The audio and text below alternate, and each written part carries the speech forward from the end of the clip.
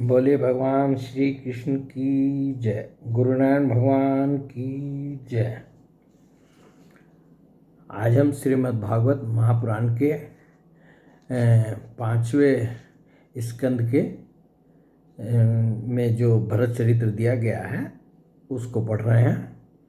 और इसका जो है 3 अध्याय भी हमने पिछले वीडियो में पढ़े थे। अब 10वां अध्याय पढ़ेंगे जिसका शीर्षक है जड़ भरत और राजा रघुगण की भेंट। श्री सुखदेव जी कहते हैं, राजन, एक बार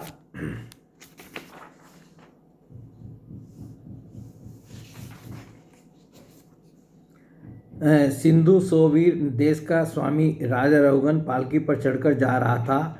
जब वह इक्सुमती नदी के किनारे पहुंचा तब उसकी पालकी उठाने वाले कहारों के जमादार को एक कहार की आवश्यकता पड़ी। कहार की खोज करते समय दैववश उसे ये ब्राह्मण देवता मिल गए। इन्हें देखकर उसने सोचा, यह मनुष्य हष्टपुष्ट, जवान और गठीले अंगों वाला है, इसलिए यह तो बैल या गधे के समान अच्छी तरह बोझा ढो सकता है। यह सोचकर उसने बेगार में पकड़े हुए अन्य कहारों के साथ इन्हें भी बलात् पकड़कर पालकी में जोड़ दिया। महात्मा भरत जी यद्यपि किसी प्रकार इस कार्य के योग्य नहीं थे, तो भी वे बिना कुछ बोले चुपचाप पालकी को उठा ले चले। तो सोवीर देश का राजा जो है रघुगण जो है ये पालकी पर चढ़ कर के जो है अपने गुरु से मिलने जा रहे थे। तो जो उनकी पालकी लेकर के चल रहे थे उनको एक कहारों की ज़रूरत पड़ी, एक कहार की ज़रूरत पड़ी। तो जो है उनको ढूंढने निकला कोई उनमें से, तो इनको देखा, भरत जी दिखाई दिए और उन्होंने कहा कि ये हट्टा कट्टा बढ़िया कहार है, ये जो है मतलब कहार का काम बहुत अच्छा, पालकी ढोने का काम बहुत अच्छा कर सकता है। उसको वो पकड़ के ले चले और जो है उनको पालकी ढोने में लगा दिया। वे दिवजवर कोई जीव पैरों तले दबने जाए इस डर से आगे की एक बान पृथ्वी देखकर चलते थे, इसलिए दूसरे कहारों के साथ उनकी चाल का मेल नहीं खाता था। अब भरत जी चल रहे हैं पालकी ढोकर के, परंतु कैसे चल रहे हैं, वो जमीन को भी देखते जाते थे कि कोई जीव जो है, चींटी वगैरह जो है, उनके पैरों के तले आकर के दब ना जाए। तो यदि नीचे देख करके चलेंगे तो तेज़ी से नहीं चल सकते हैं, तो तेज़ी से नहीं चले तो जो दूसरे जो कहारों की चाल थी वो बिगड़ गई। तो इसलिए दूसरे कहारों के साथ उनकी चाल का मेल नहीं खाता था। अतः जब पालकी टेढ़ी सीधी होने लगी तब यह देखकर राजा रघुगण ने पालकी उठाने वालों से कहा, अरे कहारों, अच्छी तरह चलो, पालकी को इस प्रकार ऊंची नीची करके क्यों चलते हो। और जब चारों कहार जो है एक पालकी ढोने वाले जो हैं एक चाल से नहीं चलेंगे तो पालकी जो है कभी ऊंची होती कभी नीची होती, वो डोलने लगी। तो उससे जो है राजा रघुगण को, जो उसमें बैठा हुआ था, उसको जो है कष्ट हुआ। तो उसने कहा कि कहारों को कहा कि तुम जो है सीधी चाल से ठीक तरीके से पालकी लेकर के चलो। तब अपने स्वामी का यह आक्षेप युक्त वचन सुनकर कहारों को डर लगा कि कहीं राजा उन्हें दंड न दे। अब जो कहार पालकी ढोने वाले थे वे डर गए कि यदि चाल हमारी इसी तरह बिगड़ती रही तो राजा जो है हमें दंड भी दे सकते हैं। इसलिए उन्होंने राजा से इस प्रकार निवेदन किया क्षमा करें। तो इसलिए उन्होंने सोचा कि भाई जो बात है वो सही बात राजा को बता दें और उसके बाद राजा को जो निर्णय करना करें। इसलिए उन्होंने राजा से इस प्रकार निवेदन किया, महाराज, यह हमारा प्रमाद नहीं है, हम आपकी नियम मर्यादा के अनुसार ठीक ठीक ही पालकी ले चल रहे हैं। यह एक नया कहार अभी अभी पालकी में लगाया गया है, तो भी ये जल्दी जल्दी नहीं चलता, हम लोग इसके साथ पालकी नहीं ले जा सकते हैं। उन्होंने साफ साफ कह दिया कि ये जो है एक नया कहार लगा है और ये धीरे धीरे चलता है, चींटियों को देख करके, जीवों को देख करके चल रहा है, तो इसलिए जो है हम इसके साथ जो है नहीं चल सकते। कहारों के ये दीन वचन सुनकर राजा रघुगण ने सोचा, संसर्ग से उत्पन्न होने वाला दोष एक व्यक्ति में होने पर भी उससे संबंध रखने वाले सभी पुरुषों में आ सकता है कि ये जो इस व्यक्ति में, जो नए कहार में जो दोष है, तो इन तीनों में भी आ सकता है। इसलिए यदि इसका प्रतिकार किया गया तो धीरे धीरे ये सभी कहार अपनी चाल बिगाड़ लेंगे। ऐसा सोचकर राजा रघुगण को कुछ क्रोध हो आया।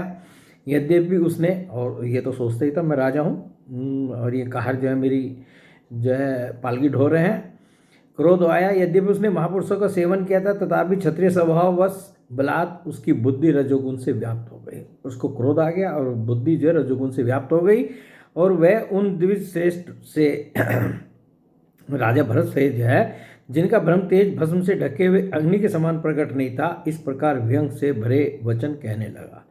और जो है जो नया कहा लगाया गया था, जो राजा भरत जी थे जन्म में जो है ब्राह्मण बने हुए थे, और परंतु उनका तेज जो है से वो पूरा का पूरा जैसे मैल से जो है उनका शरीर ढका हुआ था, इस तरह से उनका ब्रह्म तेज भी ढका हुआ था। तो उनसे जो है ये राजा रहुगन जो है व्यंग भरे वचन कहने लगा। क्या कहा? अरे भैया, बड़े दुख की बात है, वैसे तुम बहुत थक गए हो। ज्ञात होता है तुम्हारे इन साथियों ने तुम्हें तनिक भी सहारा नहीं लगाया। इतनी दूर से तुम अकेले ही बड़ी देर से पालकी ढोते चले आ रहे हो। तुम्हारा शरीर भी तो विशेष मोटा ताजा और हट्टा कट्टा नहीं है, और मित्र बुढ़ापे ने अलग तुम्हें दबा रखा है। इस प्रकार बहुत ताना मारने पर भी ये सब व्यंग के जो शब्द थे, वाक्य थे, ये सब जो है उनको कहे राजा भरत को। इस प्रकार बहुत ताना मारने पर भी मैं पहले की ही भांति चुपचाप पालकी उठाए चलते रहे। उन्होंने इसका कुछ भी बुरा नहीं माना, क्योंकि उनकी दृष्टि में तो पंचभूत, इंद्रिय और अंतःकरण का संघात, यह अपना अंतिम शरीर अविद्या का ही कार्य था। वह विविध अंगों से युक्त दिखाई देने पर भी वस्तुतः था ही नहीं, इसलिए उसमें उनका मैं मेरेपन का मिथ्या अध्यास सर्वथा निवृत्त हो गया था और वे ब्रह्मरूप हो गए थे। तो जड़ भरत जी जो हैं ये ब्रह्म स्वरूप में रहते थे, हमेशा जो है ये अपने स्वरूप में स्थित रहते थे। तो शरीर आदि का जो है कोई मान कर रहा, अपमान कर रहा, इसको सुख हो रहा, दुख हो रहा, इस बात का जो है उनको कुछ ज्ञान ही नहीं रहता था, और वो जो है इसको सब मिथ्या ही समझते थे। किंतु पालकी अब भी सीधी चाल से नहीं चल रही है, यह देखकर राजा रघुगन क्रोध से आग बबूला हो गया। उसने कहा कि भाई मैंने इतनी बात कही तब भी इसमें कोई सुधार नहीं हुआ, तो उसको और क्रोध आ गया और कहने लगा, अरे यह क्या क्या तू जीता ही मर गया है? तू मेरा निरादर करके मेरी आज्ञा का उल्लंघन कर रहा है। मालूम होता है तू सर्वथा प्रमादी है। अरे जैसे दंड पानी यमराज जन समुदाय को उसके अपराधों के लिए दंड देते हैं, उसी प्रकार मैं भी अभी तेरा इलाज किए देता हूँ, तब तेरे होश ठिकाने आ जाएंगे।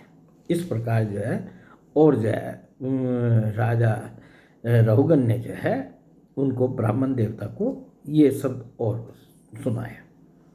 रहुगन को राजा होने का अभिमान था, इसलिए वह इसी प्रकार बहुत सी अनाप शनाप बातें बोल गया। वह अपने को बड़ा पंडित समझता था, अतः रज तम युक्त अभिमान के वशीभूत होकर उसने भगवान के अन्य प्रीति पात्र भक्तवर भरत जी का तिरस्कार कर डाला। अपने शब्दों से जो है उसने भरत जी का अनाप शनाप बोल करके भरत जी का तिरस्कार किया। योगेश्वरों की विचित्र कहानी करनी का तो उसे कुछ पता ही नहीं था। उसकी ऐसी कच्ची बुद्धि देखकर वे संपूर्ण प्राणियों के सुहृद एवं आत्मा ब्रह्मभूत ब्राह्मण देवता मुस्कुराए और बिना किसी प्रकार का अभिमान किए इस प्रकार कहने लगे। और इतना अपशब्द सुनने के बावजूद भी वो राजा भरत जो हैं वो जो हैं करुणा से द्रवित हुए और इसका कैसे कल्याण हो इसके बारे में सोचने लगे। तो और मतलब ये सोच करके ही वो जो है राजा रघुगन से कह रहे हैं। जड़ भरत ने कहा, राजन तुमने जो कुछ कहा वह यथार्थ है, उसमें कोई उलाहना नहीं है। यदि भार नाम की कोई वस्तु है तो ढोने वाले के लिए है, यदि कोई मार्ग है तो वह चलने वाले के लिए है। मोटापन भी उसी का है। यह सब शरीर के लिए कहा जाता है, आत्मा के लिए नहीं। ज्ञानी जन ऐसी बात नहीं करते। राजन आपने जो भी कहा वो बिल्कुल सब सही कहा, परंतु जो भी कहा है वो शरीर के लिए है और वो आत्मा पर लागू नहीं होता है। जितनी भी बातें आपने कही, मोटा पतला और ये सब जितनी भी बातें कही हैं, ये आत्मा के लिए नहीं है, ये शरीर के लिए ही है। स्थूलता, कृष्णता, आधि, व्याधि, भूख, प्यास, भय, कलह, इच्छा, बुढ़ापा, निंद्रा, प्रेम, क्रोध, अभिमान और शोक, ये सब धर्म देहाभिमान को लेकर उत्पन्न होने वाले जीव में रहते हैं। जिस जीव में जो है अपनी देह का अभिमान है, यानी कि वो अपने को शरीर समझता है कि ये मेरा शरीर है, तो उसी में जो है ये सब स्थूलता, कृष्णता, आधि, व्याधि, भूख, प्यास, भय, कलह, इच्छा, बुढ़ापा, निंद्रा, प्रेम, क्रोध, अभिमान और शोक, ये सब उत्पन्न होते हैं।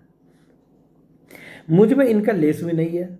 भरत जी ने कहा मुझे जितनी चीज़ें हमने पढ़ी हैं, भरत जी ने कहा मुझे में इनका लेस भी नहीं है। क्यों नहीं है? राजन, तुमने जो जीने मरने की बात कही, सो जितने भी विकारी पदार्थ हैं उन सभी में नियमित रूप से दोनों बातें देखी जाती हैं, क्योंकि वे सभी आदि अंत वाले हैं। यह सभी नरेश, जहाँ स्वामी सेवक भाव स्थिर हो वहाँ आज्ञा पालन आदि का नियम भी लागू हो सकता है। तुम राजा हो और मैं प्रजा हूँ, इस प्रकार की भेद बुद्धि के लिए मुझे व्यवहार के सिवा और कहीं तनिक भी अवकाश नहीं दिखाई देता। परमार्थ दृष्टि से देखा जाए तो किसे स्वामी कहें और किसे सेवक।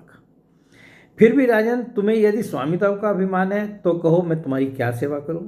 ठीक है भाई, तुम राजा हो, स्वामी हो, और मैं तुम्हारी प्रजा हूँ समझ करके तुम मेरे से बातचीत कर रहे हो, मैं तुम्हारा सेवक हूँ, तो बताइए मैं आपकी क्या सेवा करूँ? वीरवर, मैं मत उन्मत्त और जड़ के समान अपनी स्थिति में रहता हूँ। अब अपनी स्थिति का थोड़ा सा वर्णन कर रहे हैं कि मैं जड़ के समान, उन्मत्त के समान अपनी स्थिति में रहता हूँ। मेरा इलाज करके तुम्हें क्या हाथ लगेगा? यदि मैं वास्तव में जड़ और प्रमादी ही हूँ तो भी मुझे शिक्षा देना पिसे हुए को पीसने के समान व्यर्थ ही होगा। तो मेरे ऊपर जो है आप जो भी शिक्षा दोगे वो किस तरह से व्यर्थ जाएगी, जैसे कि पीसे हुए को दोबारा कोई पीसता है। तो इन बातों का मेरे ऊपर कोई फर्क नहीं पड़ने वाला है। श्री सुखदेव जी के रहे परीक्षित मुनिवर जड़ भरत यथार्थ तत्व का उपदेश करते हुए इतना उत्तर देकर मौन हो गए। उनका देहात्म बुद्धि का हेतुभूत अज्ञान निवृत्त हो चुका था, उनमें ये देहाभिमान था ही नहीं, निवृत्त हो चुका था, इसलिए वे परम शांत हो गए थे। अतः इतना कहकर भोग द्वारा प्राप्त क्षय करने के लिए वे फिर पहले के समान उस पालकी को कंधे पर लेकर चलने लगे। जैसे पहले ढो रहे थे पालकी को, वैसे ढोने लगे। सिंधु सोवीर नरेश रघुगन भी अपनी उत्तम श्रद्धा के कारण तत्व जिज्ञासा का पूरा अधिकारी था।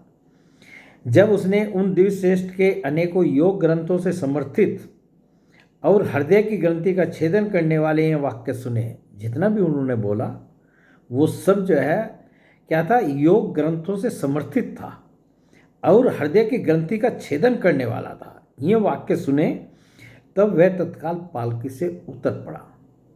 तो राजा रघुगन एकदम तुरंत पालकी से कूद पड़े और उसका राजमत सर्वथा दूर हो गया, और जो अपने घमंड में जो है, राज के घमंड में जो है कि मैं राजा हूँ, उसका घमंड था वो दूर हो गया। और वह उनके चरणों में सिर रखकर अपना अपराध क्षमा कराते हुए इस प्रकार कहने लगा, और उनके भरत जी के जो है चरणों में अपना सिर रख दिया और इस प्रकार जो है उनसे निवेदन करने लगा। देव, आपने द्विजों का चिन्ह यज्ञों पर भी धारण कर रखा है, बतलाइए इस प्रकार प्रच्छन्न भाव से विचरने वाले आप कौन हैं? क्या आप दत्तात्रेय आदि अवधूतों में से कोई हैं? आप किसके पुत्र हैं? आपका कहाँ जन्म हुआ है और यहाँ कैसे आपका पदार्पण हुआ है? यदि आप हमारा कल्याण करने पधारे हैं तो क्या आप साक्षात सतमूर्ति भगवान कपिल जी ही तो नहीं है? मुझे इंद्र के वज्र का कोई डर नहीं है, न मैं महादेव जी के त्रिशूल से डरता हूँ और न यमराज के दंड से। मुझे अग्नि, सूर्य, चंद्र, वायु और कुबेर के अस्त्रों का भी कोई भय नहीं है, परंतु मैं ब्राह्मण कुल के अपमान से बहुत ही डरता हूँ। अतः कृपया बतलाइए, इस प्रकार अपने विज्ञान और शक्ति को छिपाकर मूर्खों की भांति विचरने वाले आप कौन हैं? तो राजा रघुगन ने जो है जड़ भरत जी से पूछा कि आप अपना परिचय दीजिए, आप कौन हैं? क्या आप जो है अवधूत दत्तात्रेय जी हैं, या जो है वो अपने जा रहे थे ये राजा रघुगन कपिल मुनि के पास, क्या आप कपिल मुनि हैं? तो जो है जिन जो या मेरा कल्याण करने के लिए ही जो है आप जो है यहाँ ऐसे विचर रहे हैं। अतः कृपया बतलाइए, इस प्रकार आपने अपने विज्ञान और शक्ति को छिपाकर मूर्खों की भांति विचरने वाले आप कौन हैं? विषयों से तो आप सर्वथा अनासक जान पड़ते हैं, मुझे आपकी कोई था नहीं मिल रही है। साधो आपके योग युक्त वाक्यों की बुद्धि द्वारा आलोचना करने पर भी मेरा संदेह दूर नहीं होता।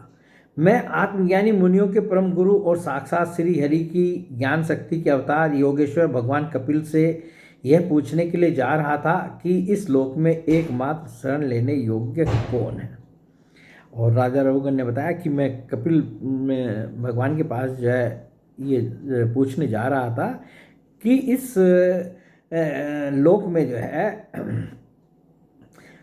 एकमात्र शरण लेने योग्य कौन है? क्या आप में कपिल मुनि ही है? कहीं कपिल मुनि तो वेश धारण करके जो है इस रूप में मुझे उपदेश देने के लिए नहीं आ गए? क्या आप में कपिल मुनि ही है जो लोगों की दशा देखने के लिए इस प्रकार अपना रूप छिपाकर विचर रहे हैं? भला घर में आसक्त रहने वाला विवेकहीन पुरुष योगेश्वर की गति कैसे जान सकता है? और अपने आप को कह रहे हैं कि भाई हम तो ग्रहासक्त हैं। राजा रघुगन बोले, और हम योगेश्वरों की गति को के बारे में कुछ नहीं जानते।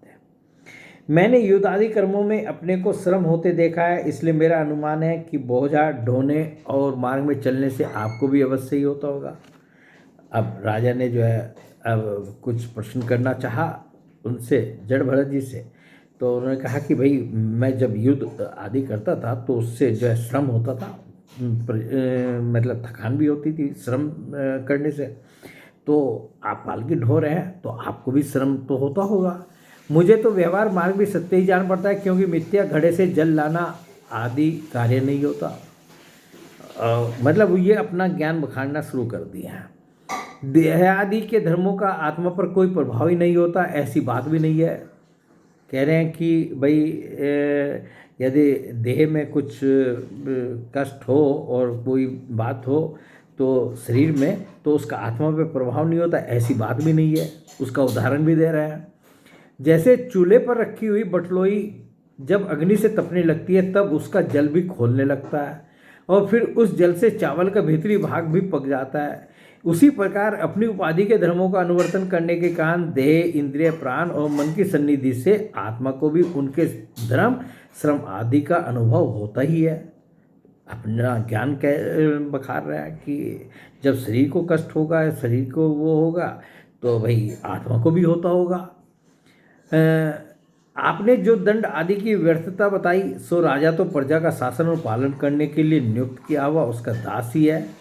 उसका उन्मत्त आदि को दंड देना पिसे हुए को पीसने के समान व्यर्थ नहीं हो सकता। और राजा का तो कर्तव्य ही जो है, यदि उन्मत्त कोई हो तो उसको दंड दे। तो आपने कहा कि मुझे जो है आप कुछ भी यदि दंड देना चाहें तो वो ऐसा ही होगा जैसे पिसे हुए को पीसना।